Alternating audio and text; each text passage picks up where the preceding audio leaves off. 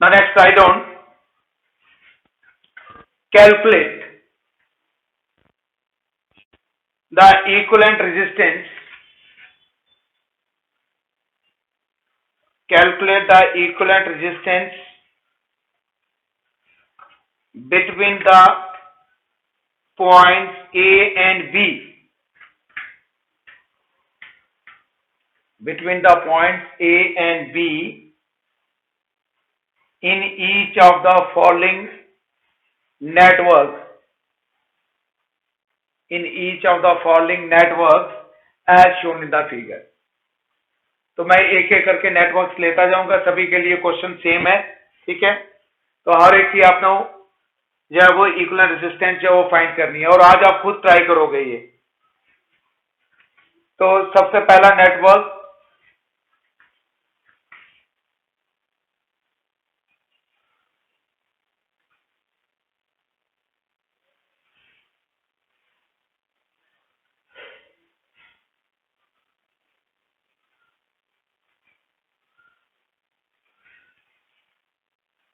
ये पॉइंट है A B,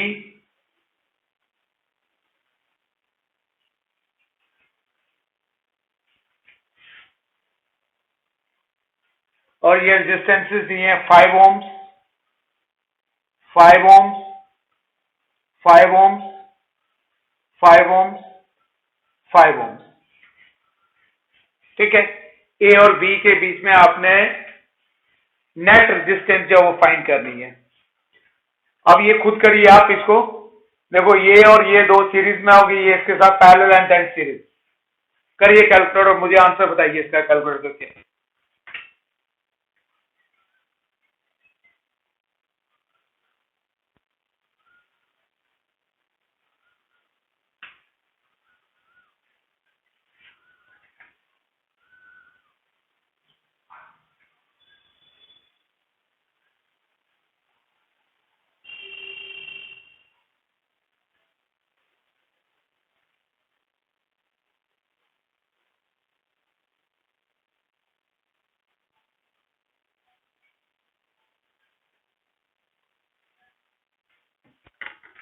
अब अगर आप लोगों ने कर लिया तो जरा चेक कर लो, मैं इसको आपको बता देते हैं। R1, R2, R3, R4, R5 ये लोगों ने चेक कर लिया और जरा चेक करिए ये ठीक ही है। तो हम स्टार्ट करेंगे, R1 और R2 आर इन सीरीज, तो R12 हो गया 5 + 5 दैट इज 10 ओम्स। फिर ये R3 के साथ जो वो पैरेलल में है, R12 and R3 are in parallel, तो इक्विवेलेंट रेजिस्टेंस है R123 that will be equal to किसके बराबर जाएगी, ये 10 होगी और ये 5, तो that is 10 × 5 divide by 10 + 5,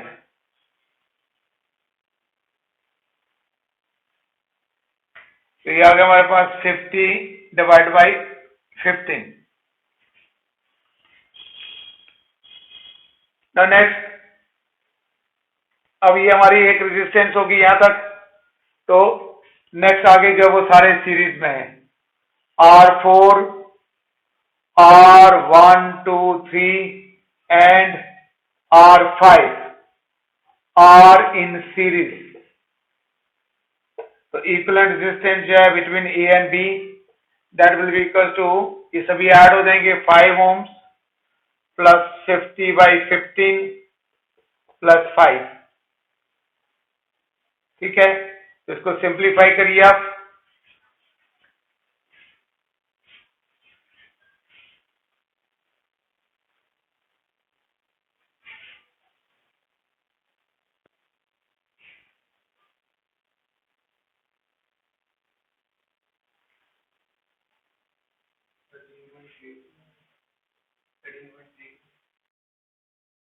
hello क्या आंसर है? नहीं 10 तो नहीं आएगा, 10 क्या है, 5 + 5 10 हो गया, 10 × 15 एलसीएम 15 हो गया ना, तो यहाँ पे 150 + 50 तो कितना होगा 200 डिवाइड बाई 15।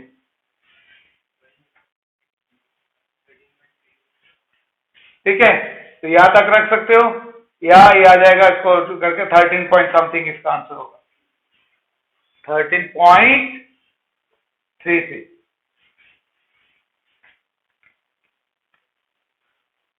ohms, या यहां तक देखते। नाउ नेक्स्ट नेटवर्क,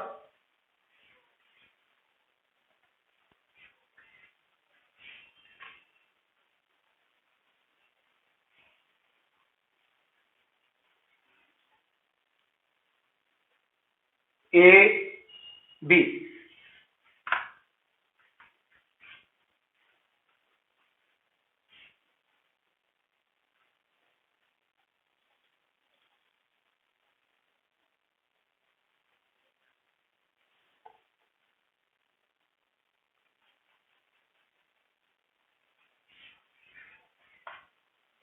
और सभी की रेजिस्टेंस सेम है, दैट इज 10 ohms।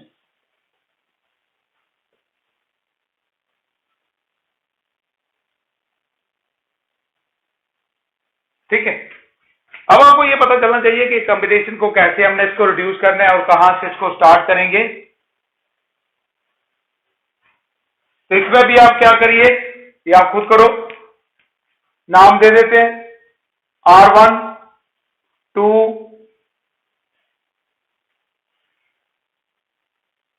3 4 और ये 5। ये मैंने जो नाम दिया रेजिस्टेंसेस के, यहां से आपको हिंट मिल गया कि कहां से स्टार्ट करना है। सबसे पहले R1 और R2 पैरेलल में है, और ये इसके साथ 3 के साथ क्या होगा सीरीज में है, फिर ये पूरा कॉम्बिनेशन 4 के साथ पैरेलल में एंड देन सीरीज। करिए कैलकुलेट और उसका आंसर क्या है मुझे बताइएगा।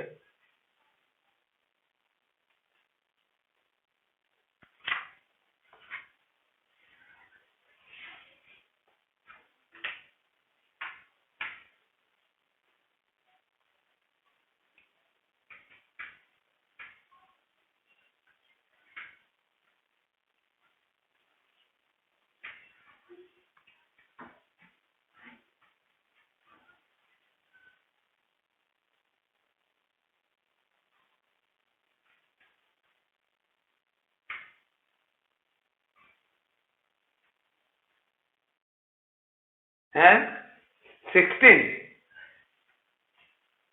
मेरे ख्याल से 16 तो नहीं है यार, मैं अभी जबानी कैलकुलेट करके बता देता हूं। यहाँ पे ये 10 और 10 क्या है पैरेलल में, तो 10 into 10 100 divide by 10 plus 10 20, 100 by 20 कितना हो गया 5, 5 इसके साथ हो गया सीरीज में, तो कितना हो गया 15, और 15 जब वो 10 के साथ पैरेलल में है तो कितना होगा 150 डिवाइड बाई 25। हाँ 16, बिल्कुल ठीक है।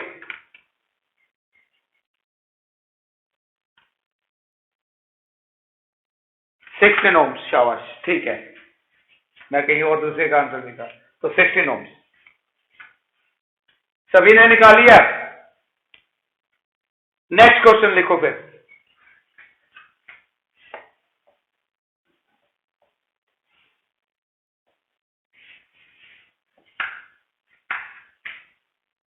ध्यान से सर्किट को देखना, इसको इजी है।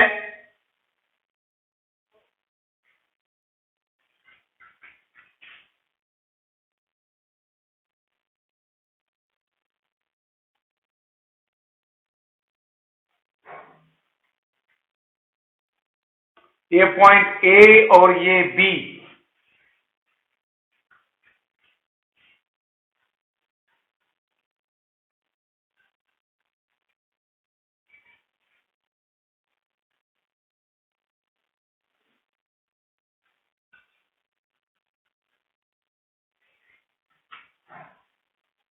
हर एक रेजिस्टेंस जो दैट इज 2 ohms।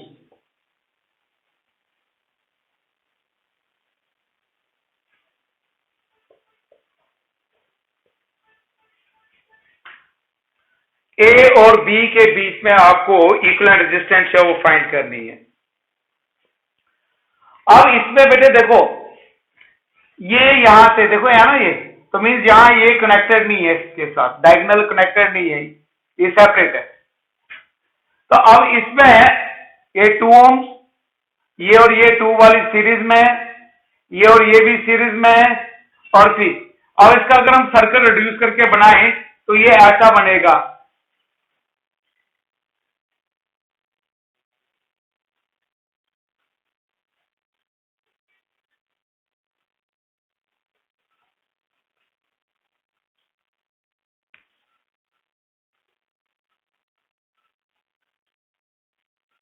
ये आ गया ए और ये B, 2 ohms, 2 ohms, 2 ohms, 2 ohms, ठीक है।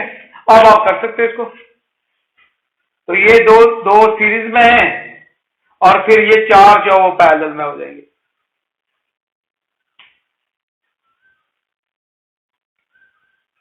देखो ये यहां से ये कॉमनली कनेक्टेड है, ये यहां से भी कॉमनली कनेक्टेड है, और ये बीच में यहां से कनेक्टेड नहीं है, तो इस तरीके का से आपका सर्किट बनेगा ये।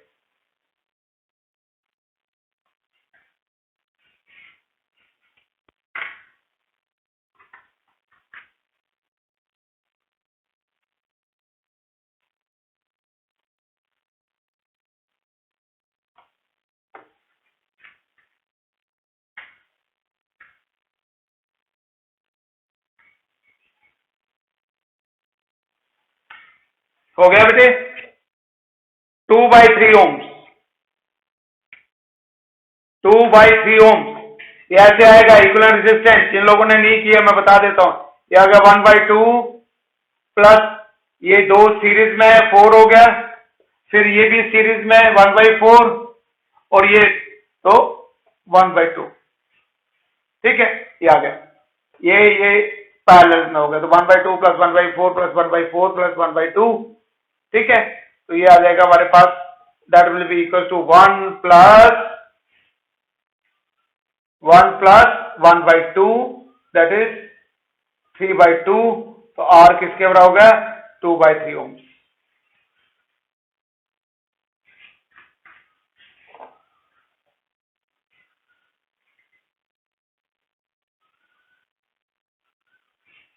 नाउ नेक्स्ट क्वेश्चन,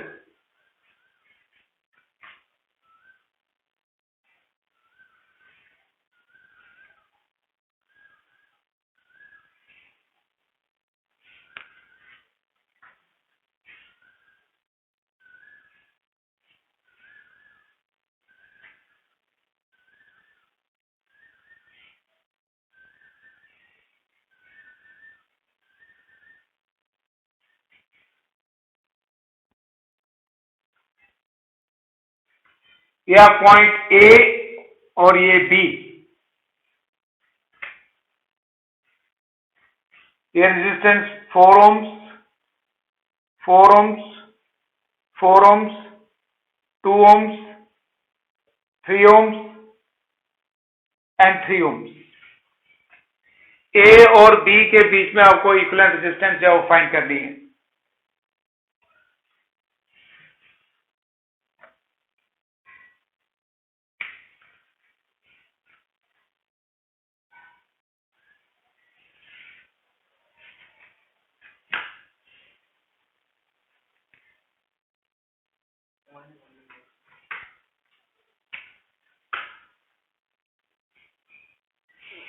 अब अगर देखा जाए तो इसमें यहां से स्टार्ट करोगे आप, 2 4 सीरीज 6 3 के साथ पैरेलल में, तो 6 into 3 18 डिवाइड बाई 6 प्लस 3 9, तो क्या हो गया यहाँ पे 2 ohms। अब ये 2 इसके साथ सिर्फ 4 के साथ क्या होगा सीरीज में 6, और 3 के साथ क्या होगा पैरेलल, अगेन 2 ohms, और ये 2 जो है वो 4 के साथ क्या होगा सीरीज में, तो आंसर जो है इसका किसके बराबर हो जाएगा 6 ohms, ठीक है। हाँ जी बेटे, यही आ रहा है।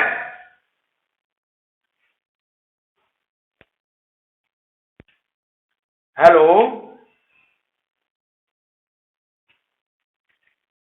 हाँ 6 ohms आ रहा है ना।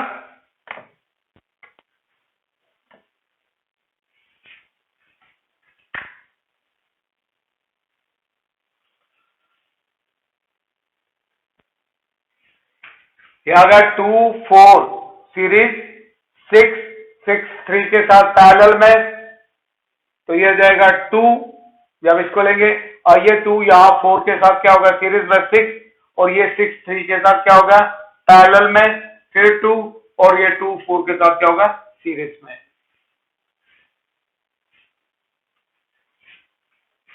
तो आंसर जो है that is 6 ohms।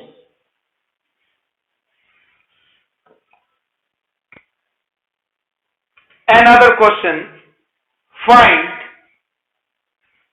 the equivalent resistance between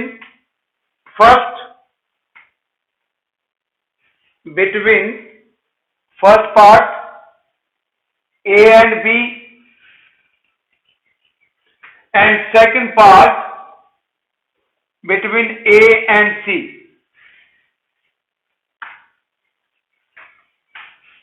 ये सर्किट डायग्राम है हमारी।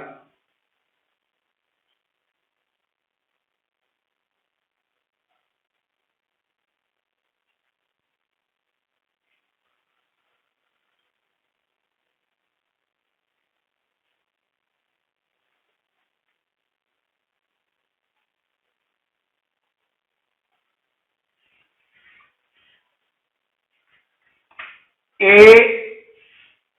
B C और ये D हर एक रेजिस्टेंस 10 ohms।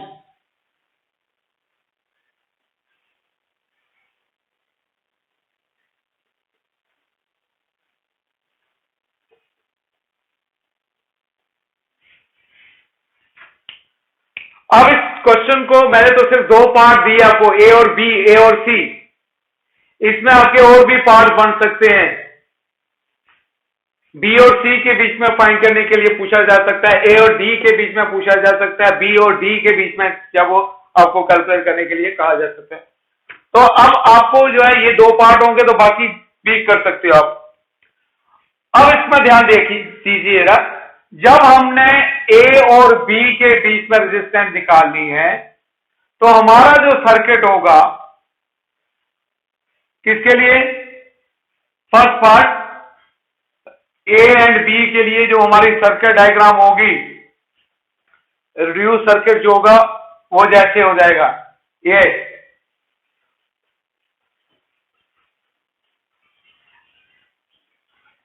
ए और ये बी,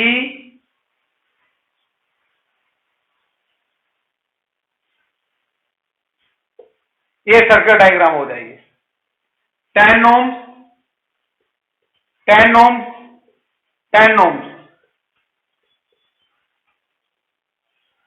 और इनको इंक्लूड नहीं किया जाएगा ये आर्म्स में, क्योंकि ये आगे से ओपन है, ये क्लोज नहीं है, ठीक है।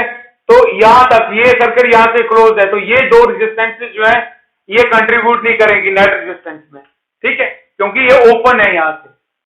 तो ये हमारे पास सर्किट डायग्राम होगी, तो इसको आप निकाल सकते हो। आप फादर टाइम कैलकुलेट करिए, ये 10 10 10 सीरीज में है, तो क्या हो गया 30, 10 + 10 + 10 30 30 10 के साथ क्या होगा पैरेलल में, एंड देन अगेन सीरीज। अब नेक्स्ट जब यहां पे लेना है तो हमारी ए और सी के बीच में, तो ये वाली और ये वाली रेजिस्टेंस जो है वो नेट रेजिस्टेंस में कंट्रीब्यूट नहीं करेगी, तो ये हमारे पास सर्किट डायग्राम हो जाएगी।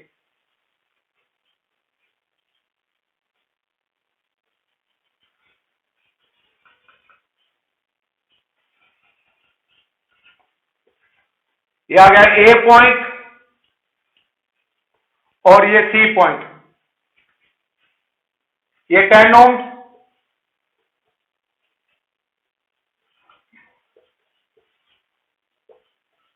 राइट, तो ऐसे हो जाएगा ए और सी के बीच में। अब पहले में आपका आंसर क्या आएगा, किया कैलकुलेट आप लोगों ने फर्स्ट पार्ट का आंसर,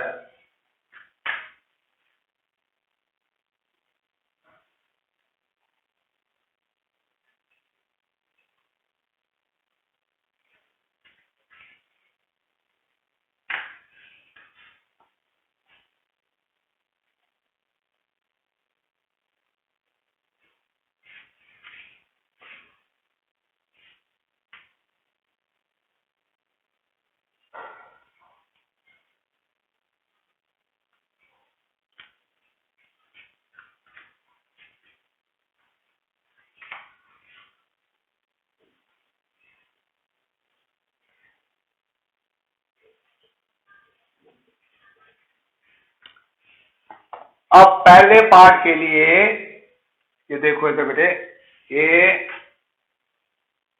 हमारे पास R1 2 3 4 5 6, तो पहले हो गया R1 2 and 3 are in series.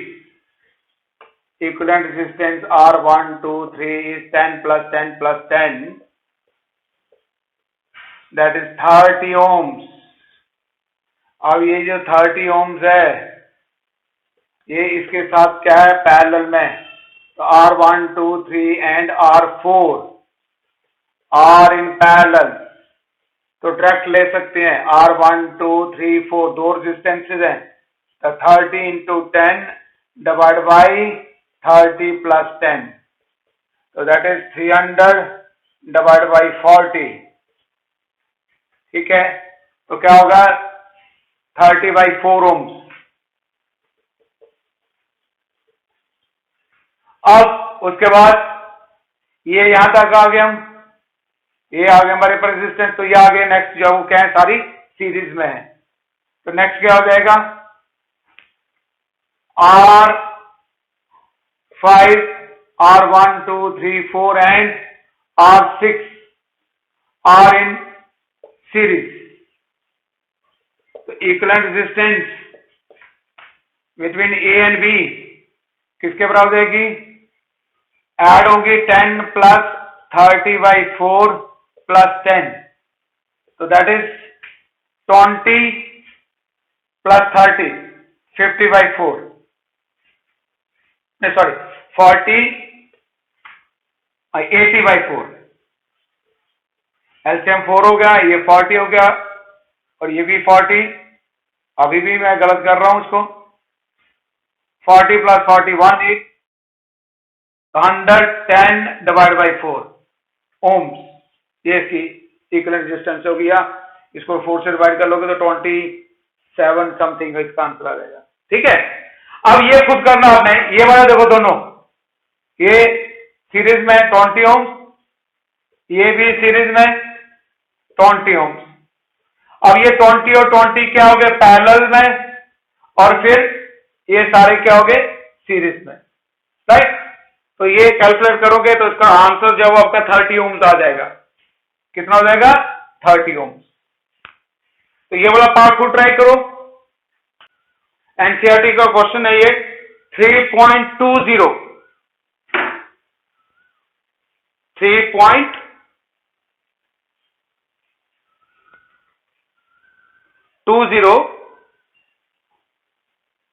इसमें हमारे दो पार्ट है, तीन पार्ट है, राइट. तो पहले दो पार्ट जो है वो इजी है,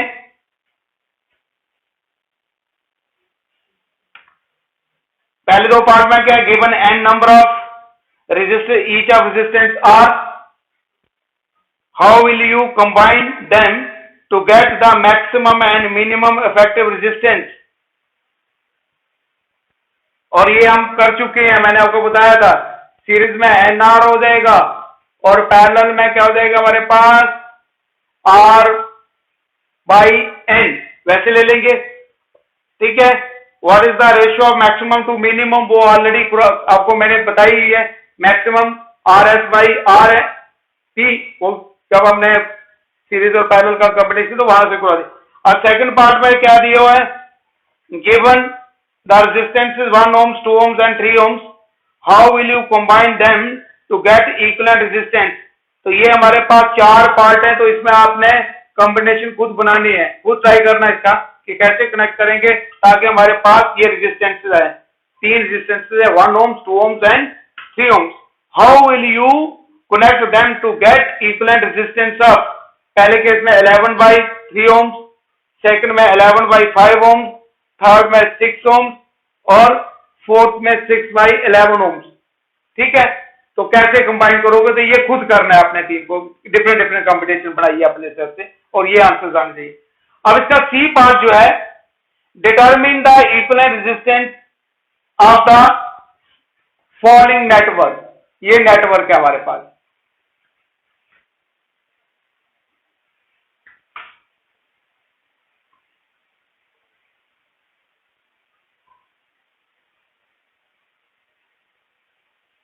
मीन्स ए और बी के बीच में हमने रेजिस्टेंस निकाल ली है और यहां पे हमें रेजिस्टेंसेस दी हुई है।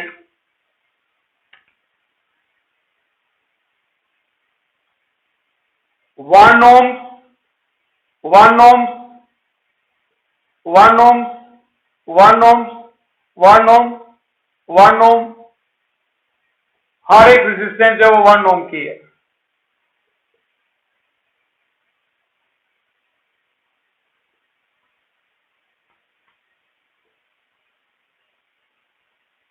राइट, तो ये हमारे पास नेटवर्क दिया हुआ है, इसकी आपको इक्विवेलेंट रेजिस्टेंस निकालिए। तो बड़ा इजी क्वेश्चन है।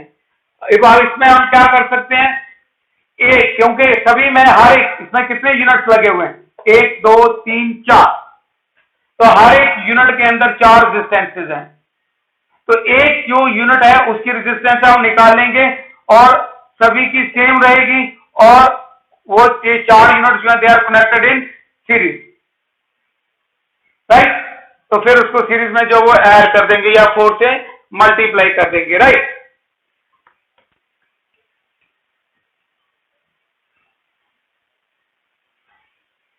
अच्छा मैं थोड़ा सा क्वेश्चन में कि ये वैल्यूज गलत होगी, ये नीचे 2 ओम्स है, ये ठीक कर लो इसको, ये 2 ओम्स, 2 ओम्स।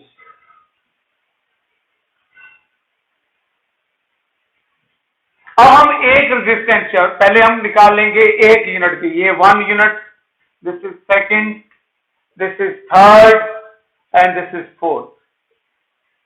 ठीक है, सभी में रेजिस्टेंसेस एक जैसी ही है लगी हुई है। नाउ रेजिस्टेंस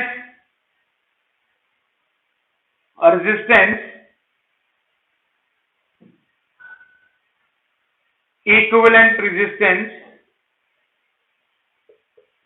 को जितना शॉर्ट कर सकते हैं, equivalent resistance of each unit. ठीक है, तो क्या हो जाएगी हमारे पास, ये दोनों जो है वो सीरीज में 1 + 1 2 ओम, और ये भी सीरीज में है तो 2 + 2 दैट इज 4 ओम। ठीक है, तो क्या हो जाएगा, 2 × 4 / 2 + 4, so that will be equal to 8/6 ohms। तो हर एक यूनिट की जो है equivalent resistance of each unit जो किसके बराबर हो जाएगी, 8/6 ohms या 4/3 ohms। ठीक है, अब हर एक की सेम होगी, therefore total resistance of network, तो क्या होगा, सारे यूनिट जो वो सीरीज में लगे हुए हैं, इसकी भी 4/3, इसकी भी 4/3, इसकी भी 4/3, इसकी भी 4/3 और सभी की सेम है, तो क्या होगा, 4 × 4/3 दैट इज 16/3 ohms इसका आंसर रहेगा। ठीक है, तो इस तरीके से आप लोगों ने इसको कर लेना है। आपने सब कुछ लिखा हुआ है तो ये अंडरस्टूड है, रेजिस्टेंस ऑफ ईच यूनिट ये आ गई। ठीक है, now 4 units they are connected in series, तो इक्विवेलेंट रेजिस्टेंस क्या हो जाएगी, 4 से हम इसको मल्टीप्लाई कर लेंगे।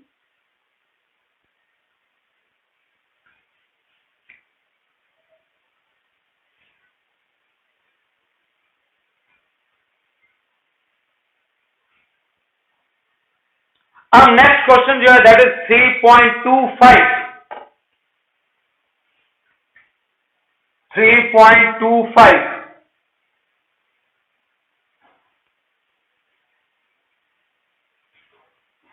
3.25 determine the current drawn from a 12-volt supply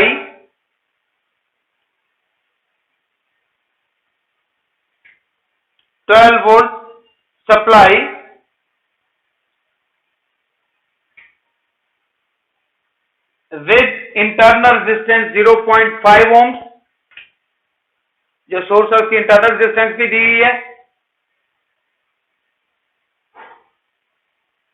by the following infinite network,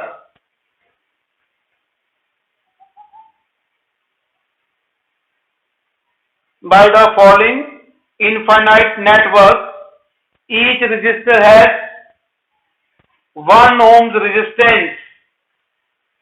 Each resistor has 1 ohms resistance. Again I repeat, determine the current drawn from a 12 volt supply with internal resistance 0.5 ohms by the following infinite network. Each resistor has 1 ohm resistance. अब ये circuit है हमारे पास,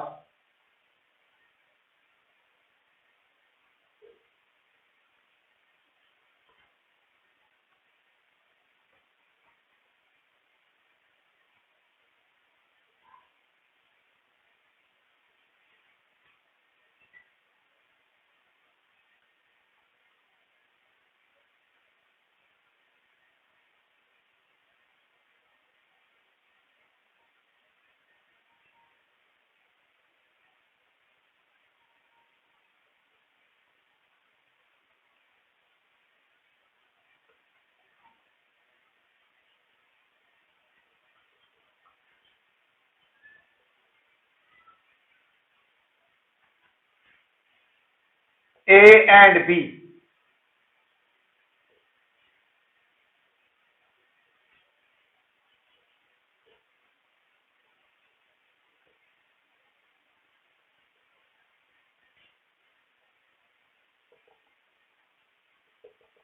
ये जो dash है इसका मतलब क्या होगा? इनफाइनाइट।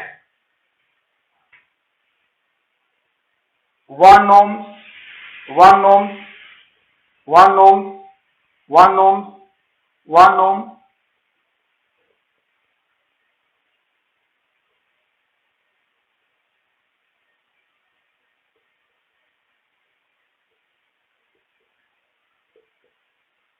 और ए और बी के बीच में हमने सोर्स लगाया हुआ है जिसका पोटेंशियल जो है किसके बराबर है? 12 वोल्ट, और उसकी इंटरनल रेजिस्टेंस, और आपको सर्किट के अंदर करंट की वैल्यू फाइंड करनी है। तो करंट जो है वो क्या होती है? Total EMF divide by resistance. EMF means voltage, तो वोल्टेज होगी 12 डिवाइड बाय रेजिस्टेंस क्या होगी? टोटल रेजिस्टेंस सेल की प्लस एक्सटर्नल रेजिस्टेंस, ये जो सर्किट की है, तो आर प्लस आर। तो कैपिटल आर जो हमें पहले इक्विवेलेंट रेजिस्टेंस जो है सर्किट की फाइंड करनी पड़ेगी। ठीक है,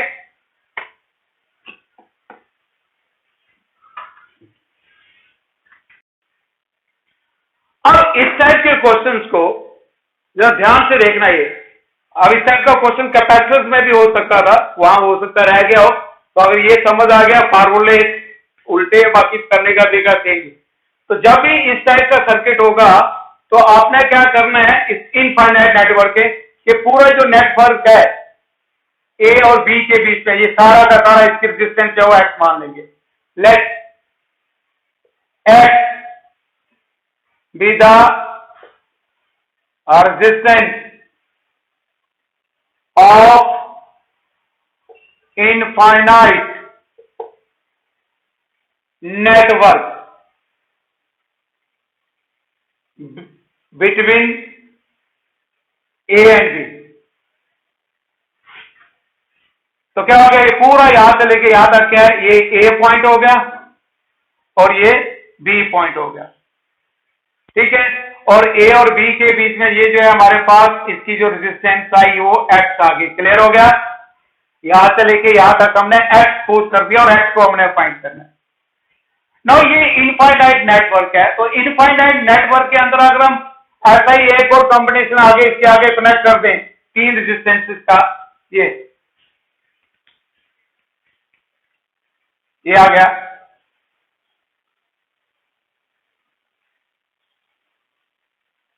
So this is P और ये Q, 1 ओम, 1 ओम, 1 ओम। तो क्या फर्क पड़ेगा? पड़ेगा क्या? क्योंकि इनफाइनाइट नेटवर्क है, तो इनफाइनाइट नेटवर्क में अगर हम जितना मर्जी ऐड करते हैं या उसमें से एक कम कर लें या एक बढ़ा दें तो उससे कोई फर्क नहीं पड़ेगा। तो अब ये हमारे पास सर्किट बन गया। अब यहां पे हमने इक्विवेलेंट रेजिस्टेंस को निकाल लेंगे। ठीक है, तो क्या हो गया? इक्विवेलेंट रेजिस्टेंस इक्विवेलेंट रेजिस्टेंस और सॉल्यूशन आएगा हमारा। पहले क्या ले लेंगे, let X be the resistance of the infinite network between A and B. ठीक है, किया गया एक्स। अब ए और बी के साथ हम एक और वैसा ही जैसा कि हमारा जो यूनिट का सिस्टम दिया हुआ है 3 रेजिस्टेंसेस का, तो एक 3 रेजिस्टेंसेस का कॉम्बिनेशन के साथ और अटैच कर देंगे, तो उसके अटैच करने से कोई भी फर्क नहीं पड़ेगा। तो अब यहाँ पे नेट रेजिस्टेंस निकाल लेंगे between P and Q. Now resistance between P and Q, equivalent resistance between P and Q, तो क्या हो गया 1 ओम प्लस ये दोनों क्या है पैरेलल में, तो पैरेलल में फॉर्मूला क्या होता है R1 R2 divide by R1 plus R2, तो X into 1 divide by X plus 1, और ये फिर आगे सीरीज में, तो मैंने डायरेक्ट ले लिया ये और ये दोनों पैरेलल में और फिर ये सीरीज में। ठीक है, और ये ऑब्वियसली ये जो इक्विवेलेंट रेजिस्टेंस है P और Q के बीच में वो क्या होगी X के बराबर होनी चाहिए, क्योंकि A और B के बीच में इनफाइनाइट नेटवर्क की रेजिस्टेंस है वो X है, तो एक और ऐड करने से कोई फर्क नहीं पड़ेगा, तो ऑब्वियसली ये किसके बराबर होगा X के बराबर होगा, तो हम ले लेंगे therefore X is equal to 1 plus X divide by X plus 1 plus 1। अब यहां पे इसको करेंगे हम सिंप्लीफाई, तो यह आ जाएगा हमारे पास X is equal to 2 into X plus 1 plus X divide by X plus 1, 1 plus 1 2, इसके साथ क्रॉस मल्टीप्लाई किया, एलसीएम लिया,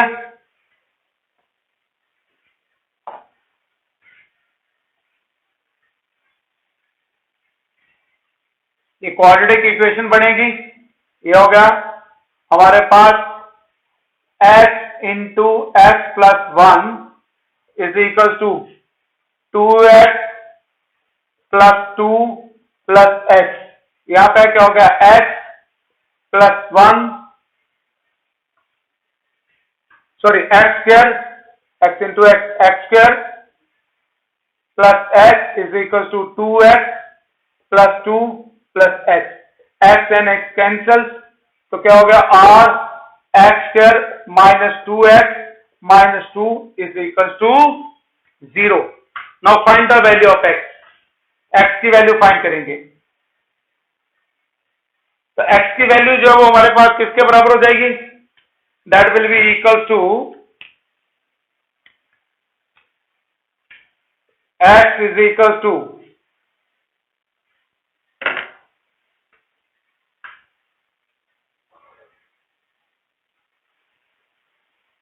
क्वाड्रेटिक इक्वेशन लीजिए हैं, इसको क्वाड्रेटिक इक्वेशन तो क्या आ जाएगा 1 प्लस माइनस अंडर रूट 3,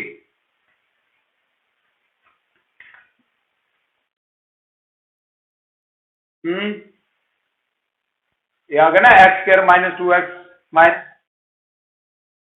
हाँ जी, तो इसको अगर आप क्वाड्रेटिक लेंगे तो ये आ जाएगा हमारे पास, तो x क्या होगा प्लस 1 प्लस माइनस रूट 3, लेकिन रेजिस्टेंस जो है वो नेगेटिव में नहीं हो सकती।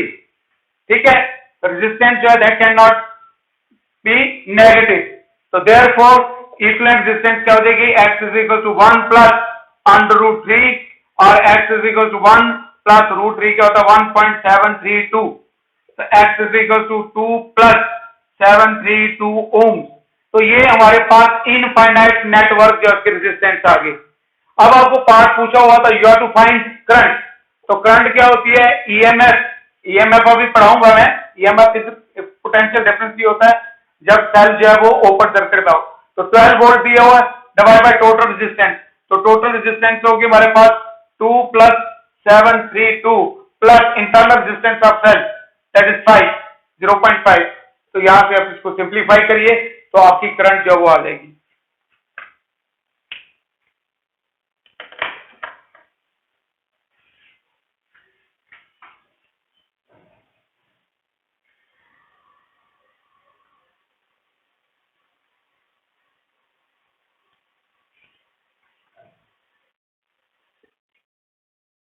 हाँ बिल्कुल शाबाश, 3.713 एम्पेयर। ठीक है, अब इस टाइप का क्वेश्चन अगर कैपेसिटेंस का भी होगा तो उसमें भी आपने इनफाइनाइट नेटवर्क की कैपेसिटी जो है वो एक्सपोज कर लेनी है, उसके साथ जो भी हमारा सिस्टम दिया होगा यूनिट उसी तरीके से ऐड करके वैसे हम निकालेंगे। ठीक है, निकाल सकते हैं। अच्छा, इसमें हमारा एक टाइप जो अभी मैंने रहने दी वो है व्हीटस्टोन ब्रिज के ऊपर। जैसे कैपेसिटर में आए थे तो व्हीटस्टोन ब्रिज के ऊपर भी क्वेश्चन जो है वो नेटवर्क होते हैं, तो हमने इस यूनिट के अंदर व्हीटस्टोन ब्रिज स्टडी करना है तो उसके साथ मैं करा दूंगा।